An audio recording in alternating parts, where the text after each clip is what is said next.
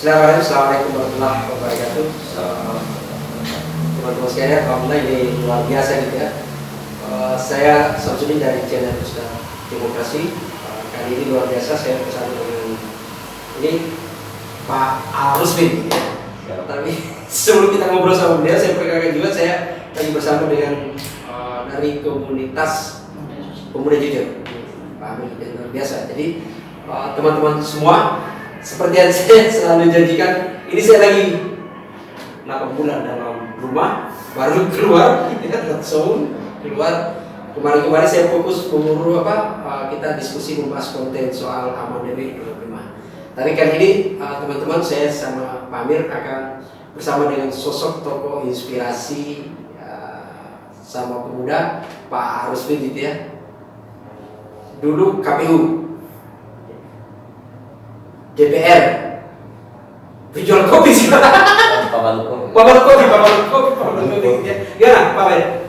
Jadi ya, Assalamualaikum warahmatullahi wabarakatuh. Selamat siang, kawan pemuda. Ketemu lagi pada channel Pemuda Jujur yang sebagai channel yang menginspirasi kawan pemuda.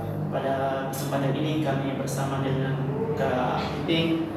Beliau adalah sosok inspiratif kaum pemuda di Kabupaten Bulukumba, terkhusus di wilayah Kota Begitu pun di Provinsi Sulawesi Selatan. Sebelumnya beliau ini adalah mantan anggota DPRD Provinsi Sulawesi Selatan, sekaligus ketua partai. Yang aneh bagi kami adalah biasanya itu kalau seorang politisi dengar tadi bahwa beliau aktif sekali dalam kegiatan-kegiatan sosial dan kegiatan-kegiatan kebudayaan. Ini yang menjadi teman-teman kaum pemuda bertanya gitu loh, kenapa sih seorang, apalagi beliau dengar ini mantan calon wakil bupati di Kabupaten Bulukumba.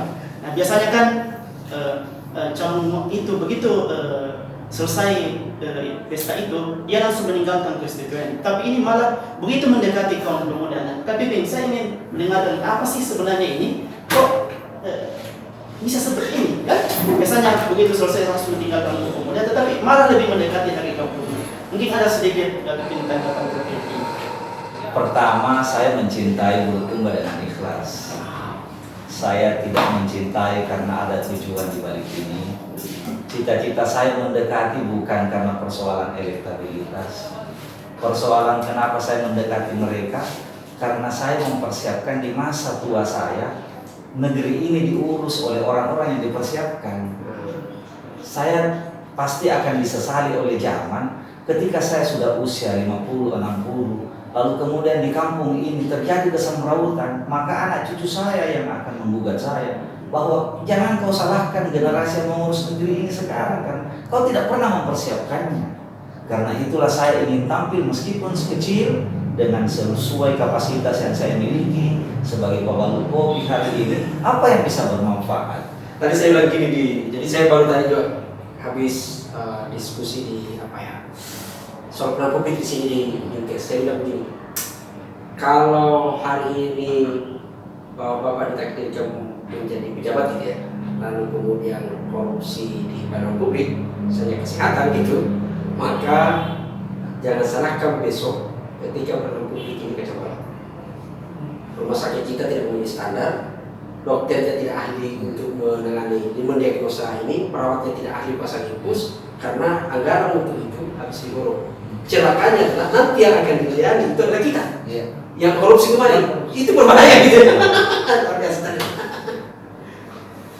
Agak kesadaran bahwa saya istilahkan begini, kalau kita membantu orang miskin, saya kira orang begini sering ya, kalau orang menyumbang orang miskin untuk bersekolah, seolah-olah kita menyelamatkan dia. Padahal kalau saya itu menyelamatkan kita, karena bisa jadi orang miskin itu kalau dia tidak sekolah, dia tidak mengerti bahwa membunuh itu kejahatan, membunuh itu tidak baik. Jangan-jangan karena dia tidak tahu dia membunuh orang yang cerdas, yang harusnya dia nanti akan jadi presiden, dia bunuh, akhirnya jadi presiden perampok. Karena kita tidak membantu dia. Jadi membantu itu tidak. Tapi dengar banyak juga di kegiatan-kegiatan bola ya. Kebetulan saya yang menjadi manajer terakhir Gasiba di Piala Habibie Bulukumba. Setelah itu tidak pernah ada lagi Gasiba tampil di event yang bergengsi di Selatan. Saya kebetulan yang pernah membawa Gasiba di Angin Sangkar di usaha masjid KPU. Saya yang terakhir menghadirkan PSM di Bulukumba dalam laga amal, di mana hasil penjualan tiket waktu itu diperuntukkan buat orang-orang tidak mampu. Nah, banyak dari senior-senior itu yang meminta saya kembali untuk ngurus bola. Kebetulan karena kafe ini orientasinya sosial, kami ada sedekah Jumat. Nah, kenapa tidak kami membaktikan diri di sebuah segmen olahraga yang orang mengenalnya olahraga sebagai kebenaran universal. Tidak ada partai di situ, tidak ada perbedaan ras di situ, sama-sama kita cinta. Ya sudah, saya bilang, saya masuk ke situ untuk mengembalikan. Tapi cita-cita yang paling besar adalah bahwa Bulukumba ini kabupaten 4 terbesar penduduknya di Sulawesi Selatan. Masa sih sekelas Irfan Jaya yang ada dari Bantaeng bisa muncul sementara secara demografi penduduknya mereka? Berarti ada yang salah. Pertama, kita tidak ada pembinaan. Yang kedua, tidak ada cantolan. Pak Dokter Nizar di Bantaeng karena dia adalah dokter timnas, dia punya akses kemana-mana. Kita enggak, karena itulah MRC masuk untuk menarik cantolan. Salah satu yang kita ambil adalah sebuah legenda sepak bola Indonesia yang mengantar Persipura Jayapura jadi juara dan mantan pemain termahal di Indonesia, yakni Coach Marwal Iskandar. Nah, yang bikin ketemu lagi adalah sama-sama anak pesantren. Sehingga orientasi terbesar kita adalah pesantren bola. Kenapa mesti pesantren bola? Karena kita tahu bola ini identik dengan judi, ada jual beli, berarti ada juga persoalan moralitas. Nah, karena itulah kemudian di lapangan kita ajarkan skillnya, di ruang-ruang di luar lapangan kita ajarkan mentalnya. Kemudian ketiga soal berpikirnya, itu kira-kira obsesi saya kenapa kemudian aktif di bola dari sekian banyak hal. Bukan saja di bola, karena kita juga punya MRC life skill. Semua anak-anak tidak mampu kita datang ke situ untuk belajar gratis, tidak ada sedikit pun pembiayaan. Dan MRC yang memfasilitasi itu semua termasuk kepada guru-guru. Jadi itu lagi-lagi saya terobsesi Kak Sam dengan sebuah film Cuyumfa, membiarkan orang terbunuh sama dengan membunuh. Karena itu saya tidak mau seperti Kak Sam tadi bilang generasi akan datang hancur, ya karena kita membiarkan, ya kami tidak mau, kami sama saja menghancurkan itu. Karena itu dari sekarang apapun tanggung jawab kita di segmen mana lakukan, sehingga kita tidak disesali. Yang paling penting karena kita punya anak. Nah, bayangkan ketika anak-anak yang dididik, anak saya bertanya, Bapak ada di sana komunitasnya mengajarkan begini. Saya bertanya, siapa mereka? Katanya anak-anak itu sudah pernah lepasan dari sebuah lembaga dididik. Maka saya katakan, bergaul ke sana. Karena sekarang kalau lihat tampilan, coba lihat di media sosial tampilan hari ini tampilan buruk. Wajar ketika seorang istri, seorang suami tidak menghargai istri dan suaminya karena tampilan yang dia baca di media sosial ada tampilan-tampilan tidak baik. Karena itu saya bilang anak-anak muda, jangan Anda alay fokus kepada game, tapi Anda jadi pembeda. Tampilkan tayangan yang inspiratif di media-media sosial agar begitu anak kita bangun pagi, semua yang dia tonton adalah tampilan inspiratif dan itu akan memotivasi dia. Inilah tantangan terberat kita dan karena itulah saya mengatakan segmen anak muda kita harus masuk di situ. Sekarang dunia mereka tidak mungkin mau dilarang anak-anak muda main game, tidak mungkin dilarang anak-anak muda bermain di media sosial. Karena tidak mungkin, kalau begitu yang kita harus masuk bagaimana yang dia nikmati di media sosial itu adalah hal yang positif. Saya punya tanggung jawab, ya kita semua. Nah, bagaimana kita marah ke mereka kalau mereka tidak pernah diajarkan.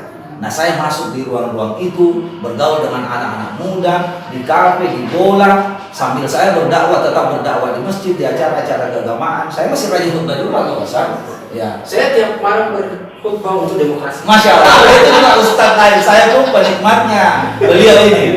Ya. KPP kami ini sebagai seorang politisi dan sebagai inspirasi kaum pemuda di Provinsi Sulawesi ini. Nah, kira-kira apa sih tipsnya itu sehingga saya dengar dan bahkan di provinsi ini KPP sering disebut-sebut di kalangan kaum muda, termasuk kami di Pemuda Jujur itu. Kaum kami selalu mengidolakan KPP. Nah, apa sih tidak ada dia? Apa sih kira-kira tipsnya itu sehingga walaupun tidak ketemu tetapi pengen bersaing untuk apa nih? Nah, jadi burung itu akan terbang bersama dengan sekawannya. energi positif yang dikeluarkan oleh teman-teman di Pemuda Jujur, pasti juga kita akan selalu terkoneksi meskipun secara fisik kita tidak pernah ketemu. Inilah kenapa yang namanya komunitas kebaikan harus kita besarkan, harus kita support dan segala macam. Kembali ke pertanyaan tadi, lagi-lagi tidak ada yang bisa digoda kecuali orang ikhlas, itu agama yang bilang. Dan sekali lagi saya masuk berpolitik itu karena saya tahu di politik adalah salah satu jalan untuk bermanfaat. Dan karena itulah kenapa Ustadz Anies Mata, salah seorang ketua partai, pernah menjelaskan itu secara detail dan saya setuju. Ketika dia katakan bahwa politisi itu berat tantangannya, tapi berat juga balasannya. Kalau dia baik, dia akan mendapat apresiasi yang besar. Politik ini adalah jalan untuk berdakwah dan Nabi Muhammad adalah sosok politisi di mata saya. Nah, itu yang menarik. Jadi teman-teman, kalau kita lihat kan tren survei apa semua gitu, orang selalu menyebut atau nggak survei lah, kita tadi misalnya di luar ngopi gitu ya, apa itu kan politik ya, seolah-olah politik itu kotor. Sudah lah, itu saya bisa gini, kita buat grup nih, begitu ada posting untuk tolong ya jangan buka grup yang berbau politik. Itu tantangannya begitu berat gitu, gimana itu? Ini yang menurut saya yang sering saya kampanyekan deh. Saya menggunakan filosofi sederhana. Kebenaran politik berbeda dengan kebenaran kebenaran akademik. Kebenaran akademik, kebenaran yang objektif, kebenaran kualitatif. 5 profesor berhadapan dengan 1 profesor. Kalaupun 1 profesor itu dengan narasinya, argumentasi kayak bisa, itu yang benar. Tapi di politik kebenarannya kebenaran kuantitatif. Siapa yang paling banyak dia mayoritas, kalau itu salah dan yang 40 itu mengiyakan, berarti itu yang benar, itu benar politik. Karena itu saya katakan karena muda, kalau kau tinggalkan politik karena politik itu kotor, maka kau biarkan politik diurus oleh orang-orang yang tidak beres. Karena itu masuk di politik. Kalau kau katakan politik itu kotor, yang kotor bukan politiknya, karena politik itu ada dalam agama Islam. Dia adalah siasat. Yang rusak, yang kotor adalah politikusnya. Nah, mari kita lawan politikusnya, mari kita ganti, jangan kita kampanye medsos. Tapi ketika perhelatan politik dimulai, kita tidak turun mengkampanye pilih yang cerdas, jangan pilih ambil dua. Itu yang harus kita lakukan. Karena kalau dibiarkan terus politik ini persepsi, semakin buruk. Padahal di guru pun, di dunia pendidikan pun ada yang lebih buruk perilakunya dari politik. Di kebudayaan pun, di segmen usaha pun lebih kita dengarkan kata-kata mafia. Tapi kenapa politik? Saya karena politik identik dengan kekuasaan. Yuk mari kita buka cakrawala anak muda kita. Masuk kita borongi dunia politik yang kita milih agar awalnya cuma setitik cahaya dalam lorong gelapnya politik, akhirnya banyak titik-titik anak muda cahaya yang lain. Saya membentuk komunitas Kasang, anak-anak milenial yang ada di provinsi, yang anak-anak bupati, bahkan saya hadirkan akses karena ada di KPK waktu itu divisi penindakannya. Jadi anak-anak bupati ini yang periode sekarang saya perkenalkan dengan mereka supaya politik ini begini, kapan salah masa depan hancur gitu saya bilang. Itu setidaknya kenang-kenangan saya yang saya sisakan buat adik-adik anak-anak muda milenial yang sekarang sudah membentuk diri menjadi parlemen muda yang ada di DPR Provinsi Semarang. Ya karena ini kan bisa gini, saya ambil aja ya, kita buat satu grup nih, tiba-tiba ada masuk. Ini grup apa nih? Ini arisan. Oh ya oke ya. Ini grup untuk kita pergi camping. Oh oke ya. Tapi jangan ada kampanye. Jangan ada bicara politik gitu. Betapa Rusaknya. rusak menjadi penting di kita nih. Tantangan untuk kampanye kayak gitu gimana itu? Jadi kalau saya menghadapi gimana? Ya, pertama menghadapinya memang karena sudah menjadi persepsi masyarakat kita. Karena itu salah satu cara yang kita lakukan menurut saya adalah mengkampanyekan kepada politisi-politisi yang hari ini ada di panggung kekuasaan. Yang kedua, kita persiapkan anak-anak muda kita ini agar tidak menghindari politik dan mulai menyadari politik. Padahal kan polisi berpolitik, politik keamanan, tentara berpolitik, politik keutuhan NKRI, guru berpolitik, politik pendidikan, budayawan berpolitik, pelaku seni berpolitik, politik kebudayaan. Semua mana sih? Dasar politik adalah attitude, perilaku. Manusia mana yang tidak punya berperilaku? Pasti berpolitik, Pak. Bahkan ini saya ada bahasa saya, ada di luar dari politisi, lebih politis sikapnya daripada politisi. Nah itu dia. Karena kadang sebenarnya ketika ada siasat yang agak nyeleneh, agak apa namanya, dia menjadi politik yang apa, punya niat jahat lah karena itu kasarnya itu. Maka itu dan didefinisikan politik. Padahal ada kerja-kerja yang sebenarnya ini itu lebih gitu. Saya sekarang lagi nulis itu. Sebenarnya judulnya itu sederhana. Jadi saya mencoba berusaha mengingatkan bahwa pemilu itu untuk kesejahteraan. Ada yang jawab, oh iya Pak, itu pemilu untuk mensejahterakan pejabatnya gitu. Padahal kalau teorinya itu sederhana tuh. Kalau kita bicara demokrasi gitu, demokrasi ini kalau kita bicara demokrasi kan sebenarnya demokrasi itu kan instrumennya pemilu. Betul. Dan pemilu itu kan kamu milih pemimpin kan, rakyat gitu kan. Dia nanti akan berkuasa. Kalau ternyata orang jahat dipilih, nggak sejahtera kita.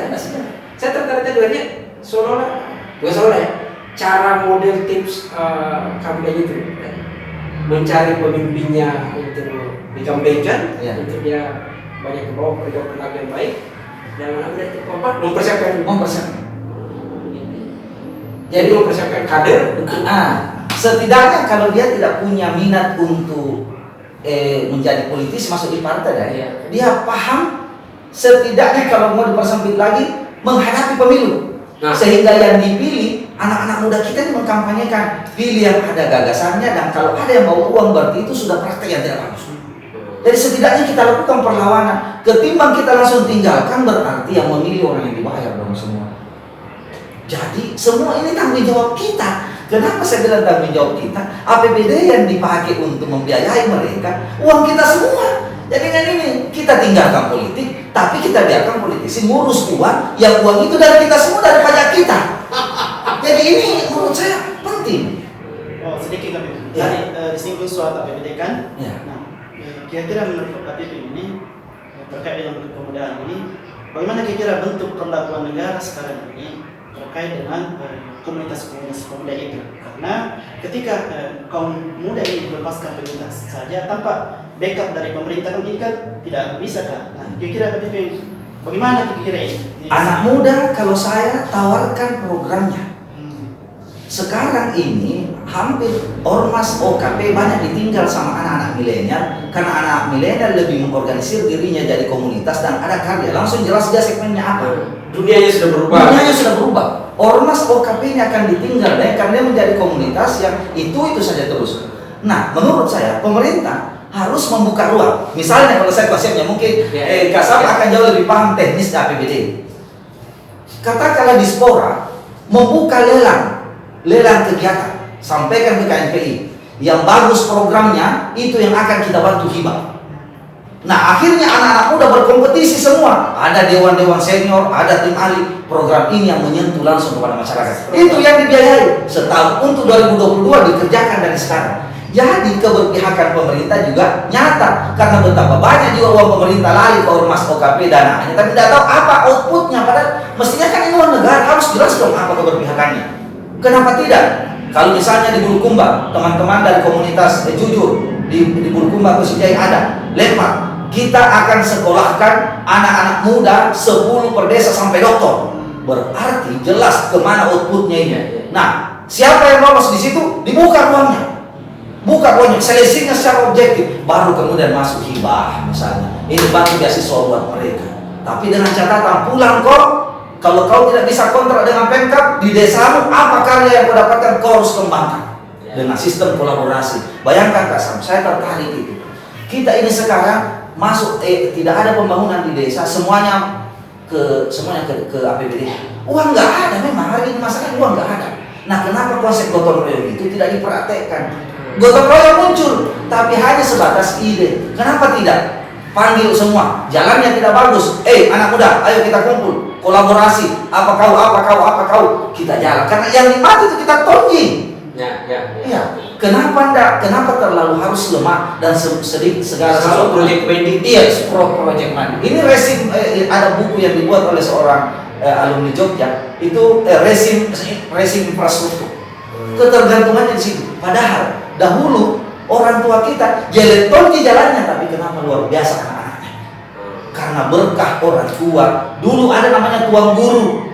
Tuan guru kita, tuan guru dipanggil tuan guru. Tuan guru kita dulu orang orang yang sudah bersepeda ontel Pak, berkahnya jalan. Padahal jalannya tidak bagus Pak, tapi anak-anak saya jadi profesor, dokter. Jadi apakah karena infrastruktur? Tidak. Tapi memang dibuat ini filosofi yang dari bawah dari luar. Jadi tidak ada ketergantungan pemerintah, apalagi ada di daerah desa. Saya lebih paham lah yang begitu. Tapi saya pengennya, ayolah kalau sistem kolaborasi, gotong royong kita terjemahkan lebih ini. Saya jadi ingat waktu saya mendampingi beberapa kabupaten di Hilir, Manado gitu di Sumatera, di Sulawesi Utara gitu ya, saya ke sana ini apa? Ini menarik sebenarnya diskusinya. Jadi ini kan bantuan keuangan, bantuan sosial, bansos, gitu ya. Ada ke hibah ke ormas, ada ke LSM gitu ya, yang harusnya memberdayakan masyarakat, tapi itu menjadi cantolan. Saya tertarik tadi sini problem tadi soal beasiswa kan sebenarnya ini menarik. Kenapa selama ini anggaran pendidikan tidak tercapai 20% untuk murni ke operasional ya? Karena kenapa tidak disupport? Oke, dana dinas pendidikan jangan yang dihitung kok untuk pendidikan itu adalah dinas pendidikan ya. Tapi dia mainstream misalnya. Kalau KNP ternyata fokus untuk mengajak orang untuk kembali ke sekolah, mengajak untuk bersekolah, itu kan luar biasa. Berarti kan dia mensupport pendidikan kan. Jadi isunya gitu loh, isunya gitu. Itu menurut saya menarik gitu ya. Tapi kembali sebelum ke situ, jadi saya malah agak lebih tertarik gini. Ini kan KPU, tiba-tiba politisi gitu ya, jadi anggota DPR, pemandu kopi, gitu ya, pemandu kopi. Tapi saya lihat ini lebih enjoy di sini tuh. Lebih enjoy lebih. Enjoy Sepertinya di sini karena gimana gitu ya? Enjoynya dan karena kita tidak diatur lagi dengan rapat. Jadi ada dulu waktu kita masih di kampus sering dibilang lebih bagus kau jadi kepala tikus meskipun tikus daripada kau gajah tapi ekor. Nah ini kita memanage sendiri. Dulu Kak Sam ada orang yang meminta tolong masuk di sebuah karyawan, tidak ada kewenangan apa-apa untuk masuk. Sekarang ini saya bisa menggaransi bahwa semua yang menjadi karyawan di Redmond yang sudah berjumpa 21 adalah anak miskin, anak yatim piatu. Pada saat asesmen saya cuma bilang, itu yang kau terima, bukan soal latar belakangnya, dia punya pengalaman. Pengalaman itu dilatih. Tapi keberpihakannya Mr. Redmond kepada orang tidak mampu, orang miskin yang panggung satu-satunya dia cantolan di keluarganya, itu karena kemanfaatannya yang harus kita bayar. Dan saya bangga dari karena saya sudah punya otoritas meskipun pemandu kopi. Pemandu kopi tidak biasa. Jadi, tapi ini menarik ya. Jadi pemandu kopi, tapi ternyata ada syarat untuk jadi karyawan di sini. Saya terus terang itu problem. Kalau kita buka misalnya ada offline untuk masuk rekrutmen karyawan itu IPK sekian, Anda sarjana ini. Dan yang penting adalah pengalaman. Nah gimana orang berpengalaman kalau kita belum pernah kerja gitu loh? Nah, ini kan menarik. Ternyata yang penting di sini adalah Anda adalah orang jujur. Orang jujur. Karena bisa Ya. luar biasa. Jadi secara teknis untuk melatih dan menambah anunya, kami gunakan metodologi meeting harian, meeting mingguan, meeting bulanan. Itulah ruang yang dipakai untuk mengupgrade pengetahuannya. Pengetahuan, jadi bukan evaluasi kita ya evaluasi, tapi sebenarnya banyak orang menyebut kita rapat itu evaluasi ya. Padahal ini adalah transfer. Ya. Jadi setiap malam kita evaluasi. Ini mau kurang. Caramu melayani pakai tangan ini. Caramu kalau melayani orang harus duduk segala macam. Itu kita praktek. Jadi mereka sudah dari pengalaman. Jadi kita tidak luar biasa. Saya baru mendapatkan narasumber ini luar biasa. Tapi saya mau bertanya satu lagi. Kok bisa dia mendapatkan ilmu seperti ini gitu loh? Apa memang dia dari kecilnya seperti apa sih gitu loh? Karena tiba-tiba kok menjadi inspirasi orang mencari. Saya jujur di komen itu bertanya, lu sarjana apa sih?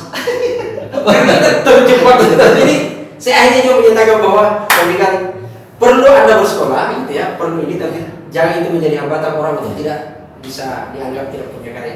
Tapi ini sekali lagi, kok bisa seperti itu loh? Dari kecil, dari gimana itu? Dan saya selalu punya prinsip bahwa tidak ada orang yang cacat di mata saya. Karena kalau saya menyebut dia cacat, berarti dia mengingkari kebenaran Tuhan. Di mana kesempurnaan manusia ada pada ruhnya.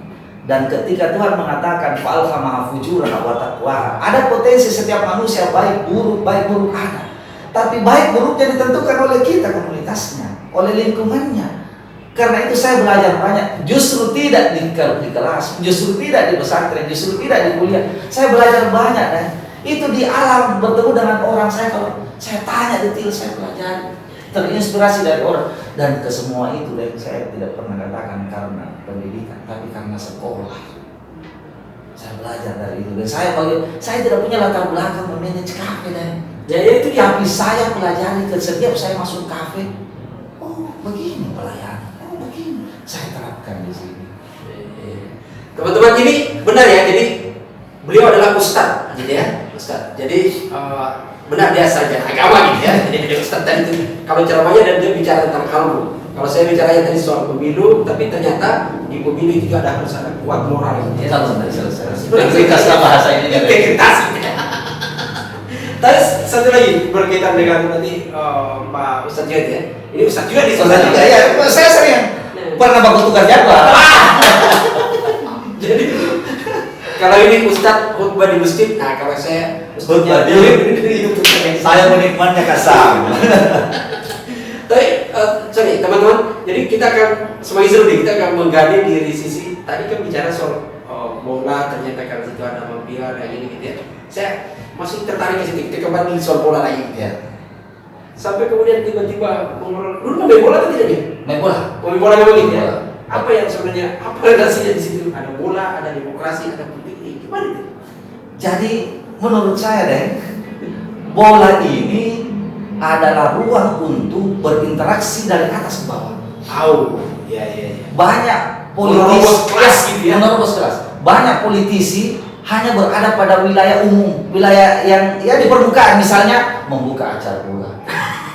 Dia menendang bola di dalam. Setelah itu, ya dapat tepuk tangan, bubar, memberikan bantuan kepada siapa yang juara, selesai. Iya. Pernah enggak mereka mengetahui tentang kenapa mereka bisa bermain maksimal apa tidak?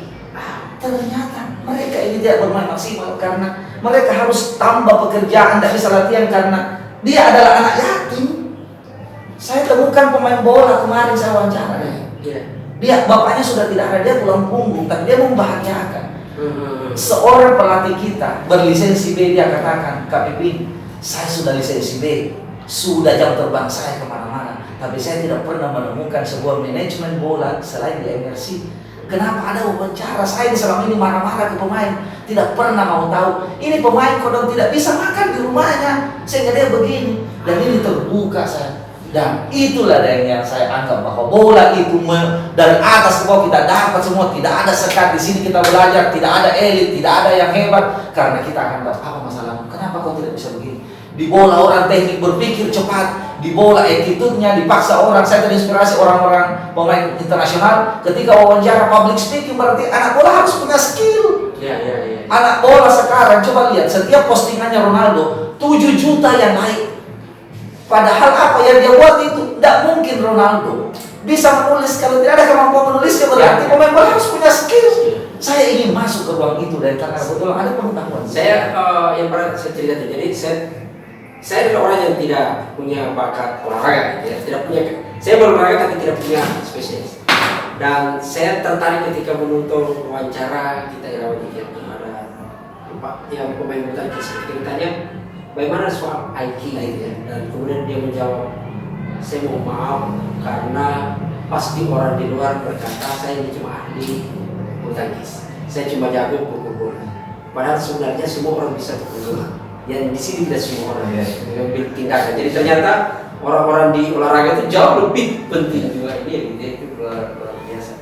Nah, selain di situ, selain soal bola kan tadi menerobos kelas itu. Bayangin kalau saya selalu tiba-tiba terjadi ketika bicara anak yatim gitu ya.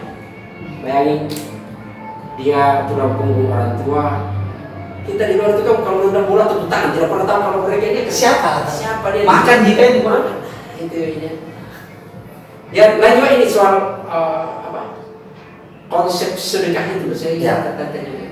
Jadi konsep sedekah itu adalah konsep yang menghidupkan kami. Manajemen yang kami pakai adalah marketing langit. Marketing langit. Bukan tol langit ya, bukan tol langit. Kita pakai marketing langit dan siapa yang akan tidak ada satupun postingan yang Mr. Redmond KP saya ambil kurang lebih 3 bulan, terpuruk, pendapatan sehari cuma 18.000, sekarang sudah per hari bisa sampai 5 juta per hari, bahkan 7 juta per hari. KP ini sekarang banyak orang datang membaca tulisan saya, ada orang yang selesai termasuk saya di sini. dia bilang usaha saya gagal, dia tanya ke saya, saya bilang nggak ada saya punya ini, nggak ada saya punya resep, kecuali satu, apa? Saya bilang sedekah, nggak ada yang lain. Jumat, Kamis, Senin orang datang berpuasa, mereka gratis menikmati di sini. Saya minta satu, doakan saja, dibuka pintu berkah menurut saya. Sedekah Jumat kita kumpulkan keuntungan dari Kamis ke Jumat ke Kamis, lalu pada Jumat kemudian didistribusikan. Anak-anak disabilitas pada hari Ahad di sini, selama dia menyandang cacat disabilitas, datang saja pesan apa saja, dia free menikmati. Silahkan saja. Nah saya berpikir mereka yang mendoakan bahwa ya Allah terima kasih Mr. Redmond KP sudah memberikan kami. Doanya itu tembus ke langit, itulah saya maksud dari marketing langit. Kalau yang di atas mengatakan menggerakkan hatinya orang datang di KPI, saya bakal bilang ke karyawan, jangan kaget kalau selama ini ada orang Anda temukan, kau tidak tahu dari mana. Jangan sampai malaikat yang datang itu minum kamu. Kita tidak tahu. Jadi jujur dengan konsep kami di sini tidak. Saya sebut marketing lagi. Konsep ke atas bersedekah saja, niatnya bagus semua anak-anak. Alhamdulillah deh. Setiap waktu sholat anak-anak kita tinggalkan. Setiap Senin Kamis anak-anak kita juga puasa Senin Kamis. Dan saya bilang malu kita puasa Senin Kamis, karyawan tidak seperti. Akhirnya yang sebelumnya sholatnya ini, puasanya ini. Dia bilang, Kak, saya Ramadan saja hancur, Kak. Tidak boleh, masa lalu selesai. Hari ini kita bicara, kau mulai dari sekian. Saya terus terang bagian yang terinspirasi di situ. Jadi saya tinggal di Bogor gitu ya, tapi saya masuk di grup beliau ini. Kalau saya baca itu misalnya saya malah waktu PPKM itu hampir hari pun saya hafal. Karena biasanya Jumat itu kan masjid gitu ya, tiba-tiba sumisnya. Tapi mengingatkan kita bahwa besok itu Kamis, karena ada pengumuman yang berpuasa.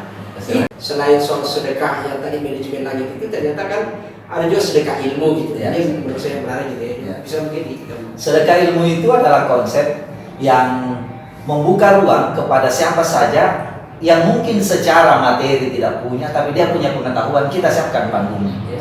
Yang kedua, kami berpandangan dan itu semua orang bisa. Semua orang bisa, siapa saja. Bahkan dari Sinjaya ada yang.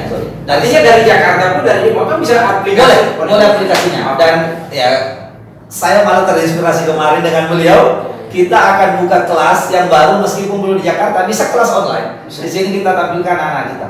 Nah, kenapa? Karena pertama untuk mendapatkan ilmu ini sekarang mahalnya minta ampun. Ikut kursus ini.